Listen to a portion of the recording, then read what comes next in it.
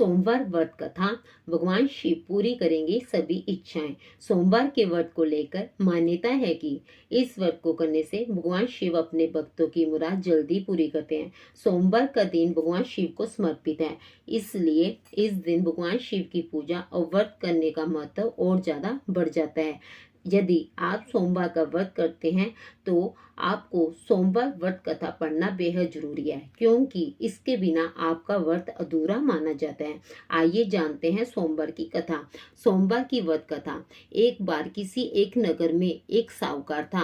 उसके घर में धन की कोई कमी नहीं थी, लेकिन कोई संतान न होने के कारण वह बहुत दुखी था। संतान प्राप्ति के लिए वह हर सोमवार को व्रत रखता था और पूरी श्रद्धा के साथ शिव मंदिर जाकर भगवान शिव और माता पार्वती जी की पूजा करता था। उसकी भक्ति को देखकर एक दिन माँ पार्वती प्रसन्न होकर भगवान शिव से साहूकार की मनोकामना पूर्ण करने का निवेदन किया। पार्वती जी के आग्रह पर भगवान शिव जी ने कहा, हे पार्वती, इस संसार में हर प्राणी को उसके कर्मों का फल मिलता है और जिसके भाग्य में जो हो उसे भोगना पड़ता है। लेकिन पार्वती जी ने साहूकार की भक्ति को देखकर उसकी मनोकामना पूर्ण करने की इच्छा व्यक्त की। माता पार्वती के आग्रह पर शिवजी जी ने साहूकार को पुत्र प्राप्ति का वरदान तो दिया, लेकिन उन्होंने बताया कि यह बालक 12 वर्ष तक ही जीवित रहेगा। माता पार्वती और भगवान शिवजी जी की बातचीत को साहूकार सुन रहा था, इसलिए उसे ना तो इस बात की खुशी थी और ना ही तो वह पहले की भांति शिवजी जी की पूजा करता रहा। कुछ समय बाद साहूकार की पत्नी ने एक पुत्र को जन्म दिया। जब वह बालक 11 वर्ष का हुआ, उसे पढ़ने के लिए काशी भेज दिया गया। साहूकार ने पुत्र के मामा को बुलाकर उसे बहुत सारा धन देते हुए कहा कि तुम इस बालक को काशी विद्या प्राप्ति के लिए ले जाओ। तुम लोग रास्ते में यज्ञ कराते जाना और ब्राह्मणों को भोजन दक्षिणा देते हुए जाना। दोनों मामा भांजे इसी तरह यज्ञ कराते और ब्राह्मणों को दान दक्षिणा देते हुए काशी नगर निकल पड़े। इस दौरान रात में एक नगर पड़ा, जहाँ नगर के राजा की कन्या का विवाह था। लेकिन जिस राजकुमार से उसका विवाह होने वाला था वे आंख से काना था। राजकुमार के पिता ने अपने पुत्र के काना होने की बात को छुपाने के लिए सोचा, क्यों ना उसने साहूकार के पुत्र को दूल्हा बनाकर राजकुमारी से विवाह करा दूं। विवाह के बाद इसको धन देकर विदा कर दूंगा और राजकुमारी को अपने नगर ले जाऊंगा। लड़के को दूल्हे के वस्त्र पहनाकर राजकुमारी से विवाह करा दिया गया।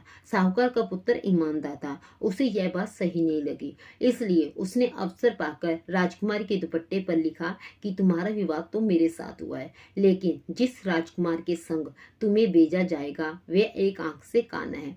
मैं तो काशी पढ़ने जा रहा हूँ। जब राजकुमारी ने चूनी पर लिखी हुई बातें पढ़ी तो उसने अपने माता पिता को यह बात बताई। राजा ने अपनी पुत्री को विदा नहीं किया, फिर बारात वापिस चली गई।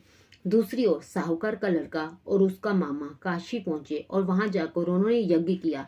जिस दिन लड़का 12 साल का हुआ उस दिन भी यज्ञ का आयोजन था।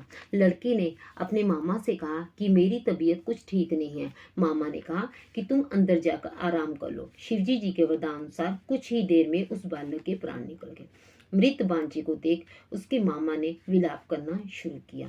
संयोग्यवश उसी समय शिव जी और माता पार्वती जी उधर से जा रहे थे। पार्वती माता जी ने भोलेनाथ से कहा, स्वामी, मुझे इसके रोने के स्वर सहन नहीं हो रहा, आप इस व्यक्ति के कष्ट को अवश्य दूर करें। जब शिवजी जी मृत बालक के समीप गए तो वह बोले कि यह उसी साहूकार का पुत्र है जिसे मैंने 12 वर्ष की आयु का वरदान दिया था। अब इसकी आयु पूरी हो चुकी है। लेकिन माते भाव से विभोर माता पार्वती जी ने कहा कि हे महादेव, आप इस बालक को और आयु देने की कृपा करें, अन्यथा इसके वियोग में इसके माता पिता भी तड़प तड़प कर मर जाएंगे। माता पार्वती के पुण्य आग्रह पर भगवान शिव जी ने उस लड़के को जीवित होने का वरदान दिया। शिवजी जी की कृपा से लड़का जीवित हो गया। शिक्षा पूरी करके लड़का मामा के साथ अपने नगर की ओर वापस चल दिया। दोनों चलते हुए उसी नगर में पहुंचे जहां उसका विवाह हुआ था। उस नगर में भी उन्होंने यज्ञ का आयोजन किया। उस लड़के के ससुर ने उसे पहचान लिया और महल में ले जाकर उसकी खातिरदारी की और अपनी पुत्री को विदा किया। इधर साहूकार और उसकी पत्नी भूखे प्यासे रहकर बेटे की प्रतीक्षा कर रहे थे। उन्होंने प्रण कर रखा था कि यदि उन्हें अपनी बेटी की मृत्यु का समाचार मिला तो वह भी प्राण त्याग देंगे। परंतु अपने बेटे के जीवित होने का समाचार पाकर बेहद प्रसन्न हुए।